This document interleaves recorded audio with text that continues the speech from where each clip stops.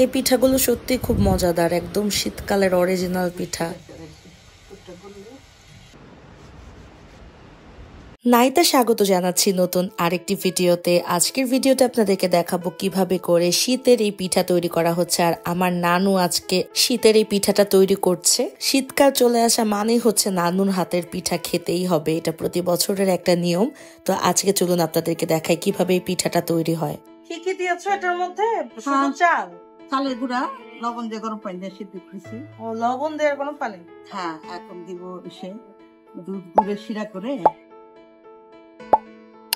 আচ্ছা, ঢাকায় তো এই পিঠার অনেক টাইপের নাম, তো আপনারা কোন অঞ্চলে কোন নামে আপনারা এটাকে ডাকেন একটু কাইন্ডলি কমেন্ট বক্সে অবশ্যই জানাবেন। আমি মূলত এটাকে চুই পিঠা নামেই চিনি, চুই পিঠা নামেই সবসময় জেনে এসেছি, এইভাবেই খেয়ে এসেছি। কিন্তু এখন শুনতে পারি আরো অনেক টাইপের নাম, যেমন সিওয়াই পিঠা নাকি আরো অনেক টাইপের পিঠার নাম এটার রয়েছে। তো অ্যাকচুয়ালি এটার আসল কি নাম সেটা একটু কাইন্ডলি আমাকে জানাবেন, কারণ আমরা এক এক সময় এক এক জায়গায় ঘুরতে যাই আর সেখানে যে যখন এটার নাম বলবো, ভুলভাল নাম বললে তো আর এইটা উপভোগ করতে পারবো না।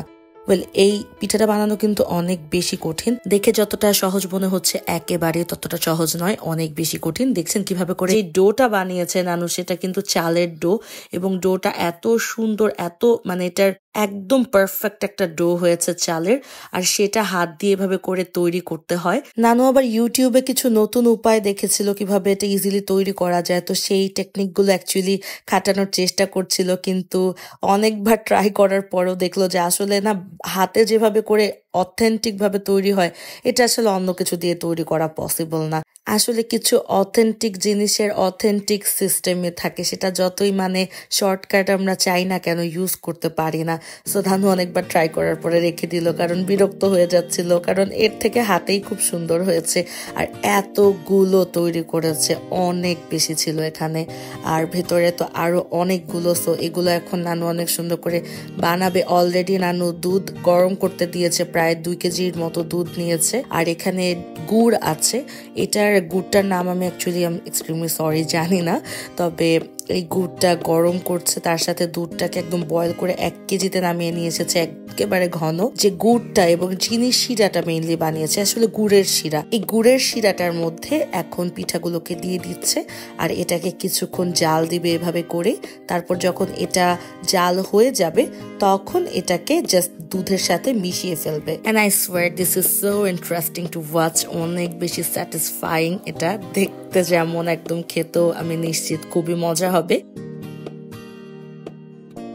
তো আমাদের পিঠা ফাইনালি একদম রেডি হয়ে গিয়েছে, আর দেখেন কতটা মজাদার, দেখেই বোঝা যাচ্ছে।